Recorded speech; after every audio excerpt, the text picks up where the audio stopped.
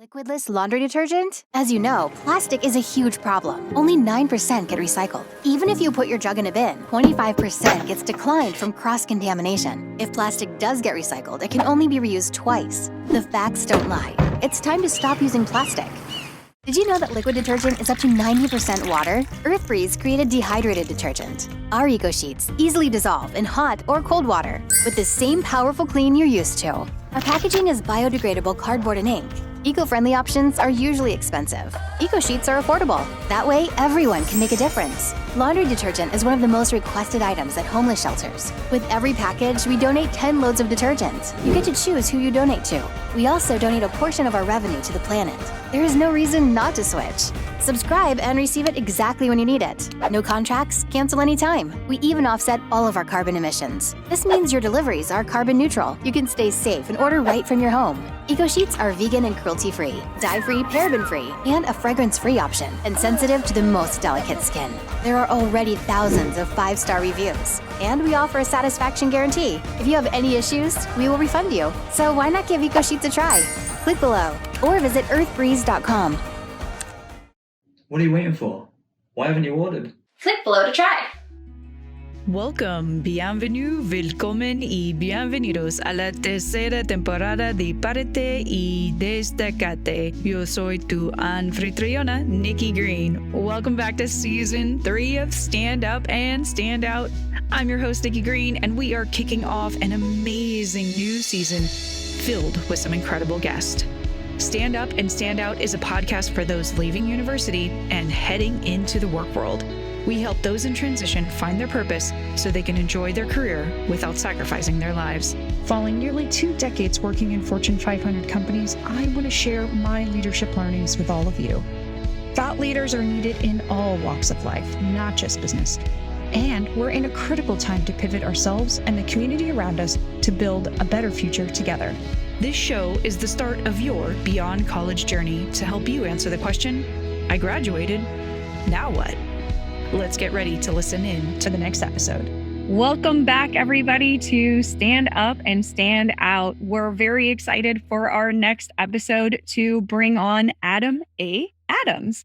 You guys may have seen me or heard from me on his podcast, the podcast about podcasting. So Adam A. Adams has a loyal following in the real estate industry as well as the podcasting industry. After selling his real estate podcast, he launched the podcast about podcasting, which is ranked as a top podcast for podcasters. Adam is the founder of growyourshow.com, where they help you get your message out to the world. Their clients are getting ranked in the top 1% of Apple Podcasts and other top charts, which means one thing. His clients have more influence than 99% of the podcasts out there. Adam says the reason most podcasters fail is lack of marketing, which is why his niche is to manage that critical piece so you have more listeners, downloads, and influence in your space. Welcome, Adam. Glad to have you on the show. I am thrilled to be here. Thank you for having me. Cool. Well, we have so many interesting folks that come and tell us a bit about their journey. So many folks are kind of lost. Maybe they've gone to school, maybe they stopped halfway through, and this pandemic has thrown a lot of people for the loop. And so we're trying to showcase as many people, different backgrounds and different things that they've pursued. So why don't you tell us a little bit about your career journey, Adam? Yeah, sure. Like my career journey is interesting just because I bounced around a little bit. I've done just a few things in my career, and one of them is owning a business. Like, I guess being a self-employed person is probably a better way to say it, because sometimes you don't really own a business; it'll own you. But in general, I kind of started that in 2007. After selling a piece of real estate, I read a book called Rich Dad Poor Dad. That book basically told me that I needed to be self-employed or a business owner. So I started working on that. It also said I needed to be an investor. So I tried to increase the amount of real estate investments that I got. That was back in 2007. My first ever real estate investment was 2005. And in 2007, I started this handyman company with like 13 employees. And I thought that was a lot. Now I have quite a bit more. But back then I was like, dang, I'm like managing all these people and their personalities and their different levels of skill set. And it was a lot of fun. And we were doing okay as a college student. I was netting 20,000 a month. And I thought, this is amazing. It's better than I could do after I graduate. So I just kept, running my own little companies and investing whatever I could in as real estate investments. But I started a podcast to help my real estate career. It was a podcast called the Creative Real Estate Podcast, helping people do out of box things for their real estate, because I knew that there was always a way to invest. A lot of people are like putting barriers, or they're basically thinking to themselves that I can't do this, so I'm just not going to. I don't have enough money or whatever. So I started that podcast to kind of help that. And just fast forward, I sold that and started just helping podcasters grow their podcasts, since that podcast ended up getting ranked well into the top 1% of all podcast nation worldwide, actually. But at any rate, that's when it started. Grow your show, and grow your show, and the podcast on podcasting, or POP for short, POP.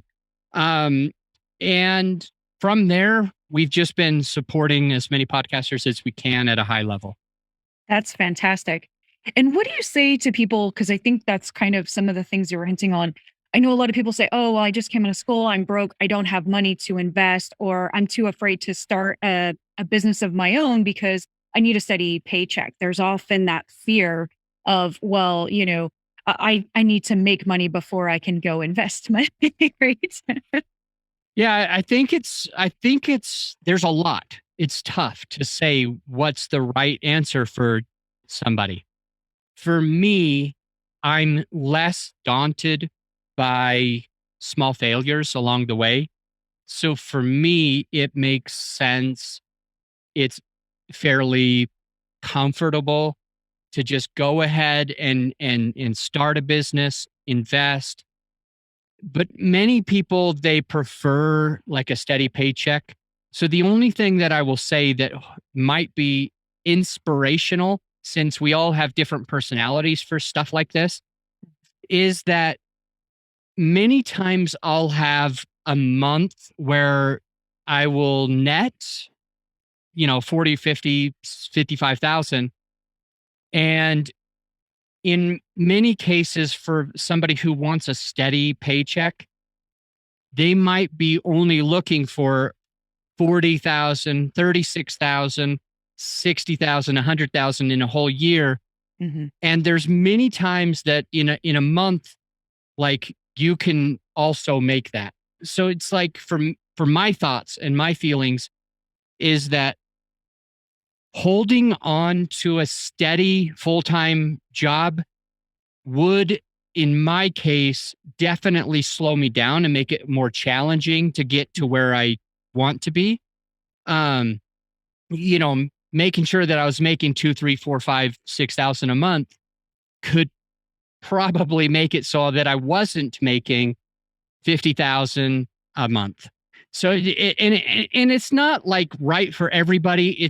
But for me, I definitely feel closed off. I feel fear of missing out. I feel like I have to divert my attention. And when we're trying to chase 2 rabbits, we generally won't get a rabbit. Like, we're not going to catch either one.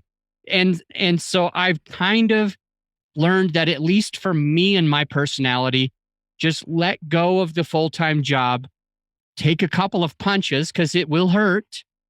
But ultimately, our income, when we do our own thing, we have the ability to make, 10 times what we could have made by staying comfortable. Yeah, that's an incredible concept, I think, is this paycheck is a base, right? It's a steady base, but there's not a ton of upside. And your upside is limited by how the corporation is doing and, whatever else is going on with your boss that day. Versus when you work for yourself, this upside, it has so much more potential, but you do have to ride these waves a bit of being a bit more planful, right, with how you spend. And I think that's also a good thing that I know I've heard a lot of people too, is like they have a job they don't like. They end up making a lot of money, but they just end up spending a lot of money too because they're so unhappy at work. that money is trying to fill the void that maybe if they were pursuing something more interesting to them, they, might be doing it a little differently. So Yeah. Nick, there's one thing that most employers live by, and it's like this 30x rule. It's just that each and every single one of your employees are supposed to generate 30 times their salary. And it's like sometimes when you're the employer and you're paying somebody like this small amount, but you know that they're making you 30x, sometimes as an employer, that's wonderful. And you're like, this is amazing. And other times you're like, man, I need to give them a raise. right. But the companies that stay in business the longest, they really live by that 30x rule.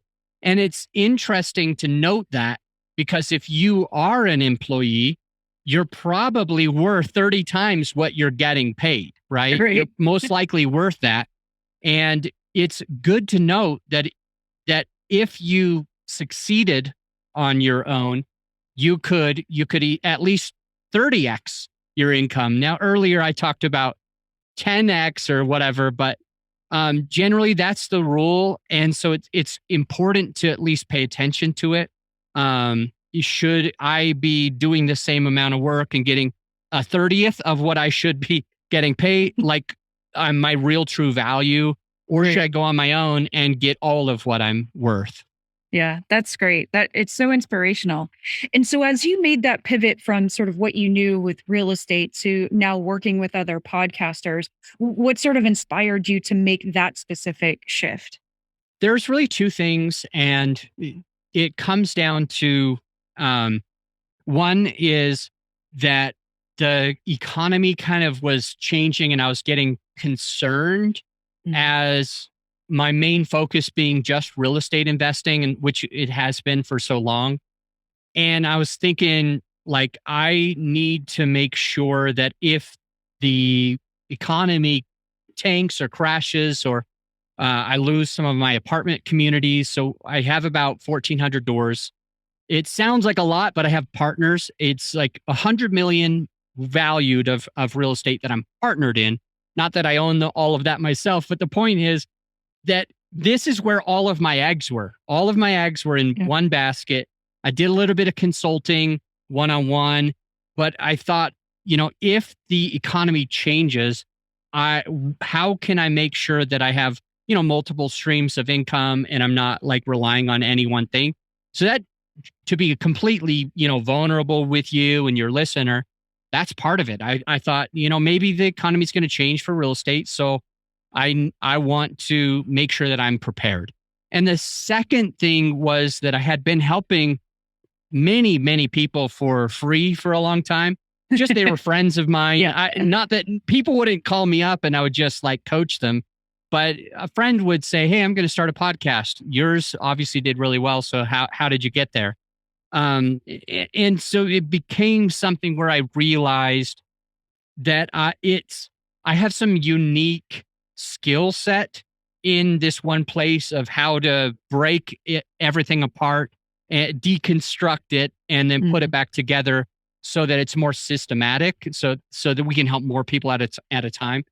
And after figuring that out and determining that, I should have another source of income just in case something happened, that's the real truth why I started the company to support lots of podcasters. It, in part, just drove me crazy that people were starting podcasts and like not having any listener base. And it was just like, come on, let me help you. Let me like give you the keys that you need to be able to do this. And so a company was born, Grow Your Show. That's fantastic. And I think that's great, right? It kind of two big lessons that I always try to teach those that I'm, doing career counseling with is diversify, right? Even with that steady paycheck, you don't know. You don't know what the economy is going to do. You don't know if that company gets bought out, like any number of things, right? And so I think it's important to diversify your interests and, explore new things. And if you gain some new skills in the process and all of a sudden you're like, hey, I can repurpose these skills to help a new audience, perfect, right? It's win-win. And I think it's important for people to just keep trying things too until maybe I could do something new with this, and you have a whole new group of people to work with. So that's cool. Thank you. So while you're being inspired, how about, do you have a dream guest or like a podcast you really like listening to that you'd love to have on your show? I don't really have one to be to share like how I think about podcasting and having guests is I don't really think that famous amazing guests are the end all be all. I don't really think that it like changes much. There certainly I have a lot of respect for a lot of different podcasters in this space, but I don't feel like interviewing them will actually change my podcast, the value that I'm putting on my podcast. I don't know if it will impact me personally as a business person to have certain famous people. So I actually don't think that I have a dream guest. I've had some really cool people that have some incredible podcasts, and I'm grateful for that. And I've learned from them, but there's really no one else that I'm like, oh, that would change my life if that person came on the show. In fact, in many cases, I think it's beneficial to have guests on my show that are in their journey, instead of the ones that have like made it or whatever, because I truly believe that somebody in their journey resonates better with my listener who is also in their journey. And I'm not needing to prove some point that I can have like certain guests on my show. That doesn't feed my ego. I'd rather just add value, and I know that I can do that with lots of different people that are currently in the journey. And so my answer is I don't really have a dream guest, but I'd be open-minded to having just about anyone on the podcast if they could add value to my listener. Yeah. And that's good too, right? It's knowing what's going to be good for you and your audience. And I've been so pleasantly surprised when I bring people on the show, and you don't know a ton about them sometimes when they join you, and then you start to hear their story and it either resonates with you or it's going to resonate with your audience. And so I've been pleasantly surprised by a lot of people, and it's been fantastic. I think it's just fun to interview people. And as a writer, I just like hearing people's stories. So it's been kind of cool. So on that topic of interviewing and having guests on the show, a lot of our audience is leaving school and starting to interview for jobs and trying to figure out what they're doing. And since those of us in podcasting pretty much do interviews all the time, how do you get the most when you interview someone for your show? How do you get the most out of them and the best story for them to tell? That's good. There's a couple things that we do on our show when we're interviewing other people. And there's pieces where we fall short for sure. And I think it's beneficial for your listener to kind of share a little bit of all of that. One thing that I don't do is a lot of research on my guest. And some people, that drives them crazy. They're like, you're not prepared. And I totally understand that. And I'm not arguing it at all.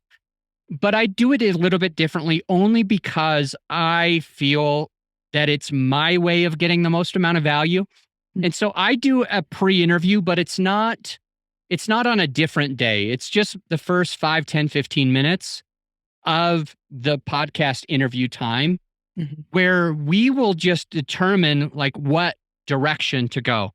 And one of the questions that I ask during the pre-interview that I think helps is, what value do you want to give to my listener who is, and then I describe my listener.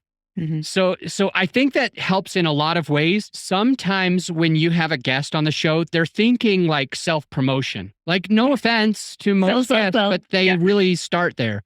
They get on and they're like, oh, good. Now I can be in front of your audience, Nikki, and I can talk all about my services and how I can make millions with what I do by trying to convert your audience into my paying customer. So I understand that. It's not like, it's not new to the world for people to want to self-promote. But when I ask in the beginning, what value do you want to give to my listener who is a new podcaster starting out They're struggling through this. They don't know how to do this and this and this. What kind of value, I restate it, do you want to give to that person? And it, I believe, changes the heart of my guest immediately, instead of the self-promotional mindset to more of the value mindset. The how can I pour into this person? What have I learned over the course of my journey that needs to be stated? So that's part of what I think helps me to do a little bit better. A second part that is having a genuine curiosity about people, loving people, caring about people, wanting to bring out their story. And the third part, which I think is one of the absolute most important things that you can do ever, is whenever I'm asking questions to my guest, I'm only thinking about my listener. Mhm. And that is a disconnect that many podcasters have. They ask questions that only they want to know. They're not really thinking about their listener or their perfect avatar, who would be like their perfect client. They're not really necessarily supporting them. And if I could give one example of that, it's in the real estate realm where I come from, and why I've coached so many people that specifically do real estate is because they're starting podcasts. Most of these investors want to raise private capital. Most of these real estate people, their goal is OPM, other people's money, because they kind of either run out of their own money because it's all already invested, or maybe they don't have it quite yet. And so they're trying to figure out, how can I attract capital? Mhm. And their thought is a podcast, growing my brand is going to be the end all be all. But the problem comes here, where they're interviewing people on their podcasts that have, succeeded, like we were talking about before, that have achieved all of this. And they are basically asking, how did you how did you get 100 million in real estate or $1 billion in real estate? What were you able to do? And so the questions that they're asking are benefiting the host, The host, yeah, not the listener. but not the perfect person that they want to work with them. Right. Like, how did you find deals help a passive investor? Or how did you raise capital for your deals help a passive investor? These passive investors are there to put their money in with you. And so many real estate investors make that mistake. And I know people that do this on all walks of podcasting. It's just that it's so easy to illustrate there. They're trying to add value to themselves versus their listener. So I use, for this third one, I use WIIFM, everybody's favorite radio station, WIIFM. What's in it for me? What's in it for me? You've always got to be thinking about that specifically. Mhm. Who is my listener? Who's my avatar? What do they need? Who should I be interviewing on my podcast to help them? Mhm. And what questions should I ask that would be supportive to my listener, not to me? I'm not a selfish, podcaster Yeah. today. So those are the three things that I would definitely say help with interviewing people on your show. I think that's so good because even, I've interviewed lots of people for jobs and had them come in and they do the same thing, right? They talk about themselves and they're overselling like all these grandiose themes. And then you ask them kind of a more real question, right? To get to know them. And all of a sudden they forgot who they are. They had the sales pitch in their head, right? But when you try to get to know them on a more personal level, because honestly, when you go to work, you're going to be spending 40 plus whatever hours with people. You want to make sure you get along. Yeah, I want to know that you have the skills, but I'm assuming by the time I looked at your resume and we screened you to bring you in, right? You got some of those basics. I'm now trying to get to that next level of really connecting with you. And I think they can use that.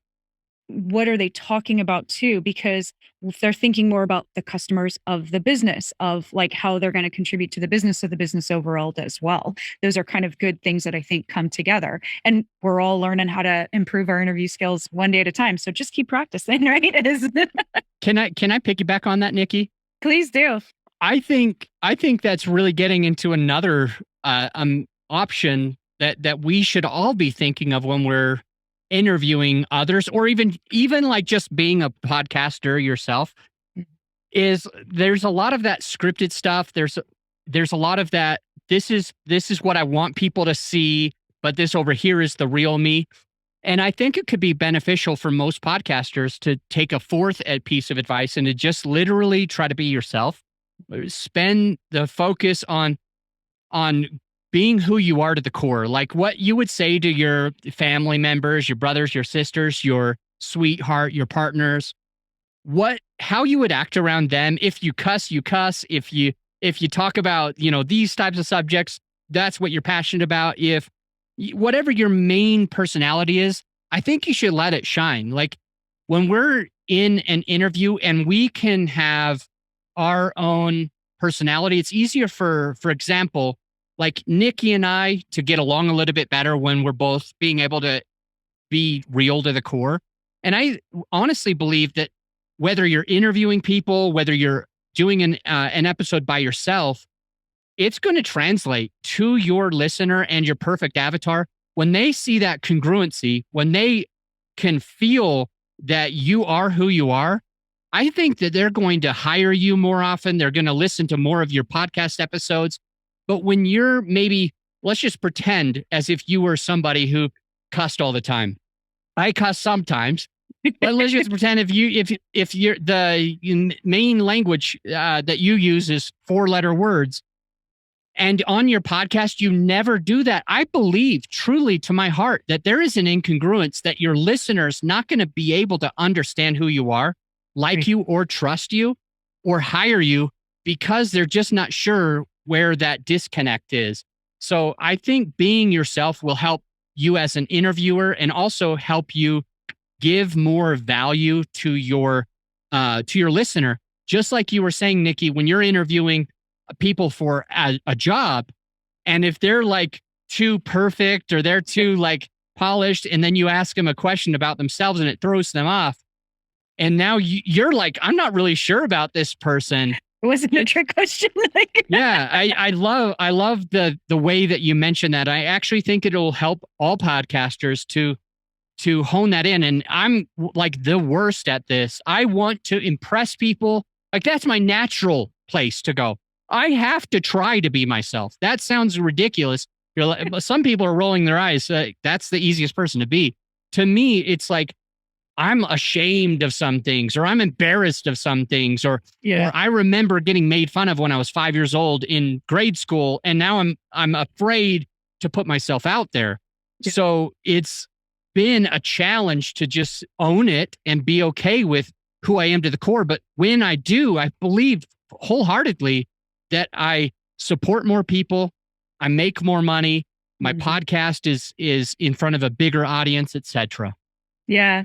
And it's so true. And it's tough, right? And I think especially with the younger generation is they've got this Instagram perfect idea in their head.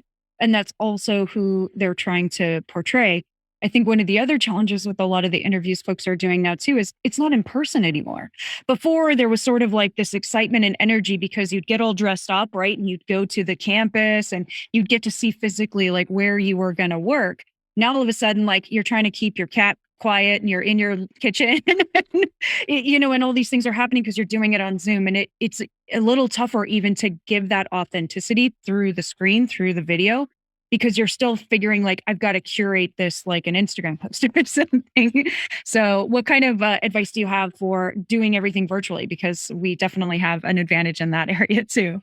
You mean, when you say virtually, you mean like an interview like interviewing, this, right? Yeah, exactly. Yeah. Yeah, well, I only do interviews like this. It helps me. A couple of tips is select whatever you're going to record on. Okay, so I personally use Zoom.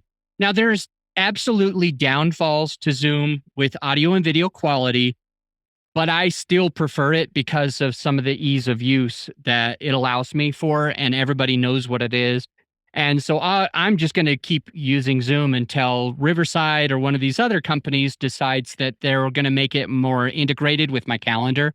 But that's the first step. Like if you're going to be virtual is just determining what platform you're going to record on, how you're going to record, how you're going to do backup recordings. All of this is critical if if you're doing a virtual recording. Got to know where you're going to do that. The next thing that I would say, you mentioned your cat and distractions, like in your kitchen, for example. So the next thing is your space that I'll mention if you're recording virtually. So I want you to have as few drawbacks or distractions as humanly possible. Number one, your children, your animals, the window, whatever. All of it. But on top of that, when you're selecting your space to record in, I also think that it's helpful to at least a percentage of your listener base for you to be recording in a space that doesn't have a whole bunch of reverb. For example, if you have a couple of windows, your voice is going to echo off that window and come back to your microphone. If you don't have any carpet or rugs, then your voice is going to echo off the floor. And so some of these rooms that are big and don't have any of that like porous stuff on the walls, you're actually going to get a ton of echoing.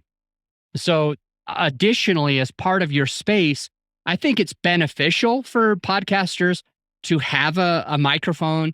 And the type of mic that I would say is a dynamic microphone. So write it down. There's a condenser microphone as well and a dynamic. And so just to give you a quick example, this is helpful to anyone who's about to start a podcast.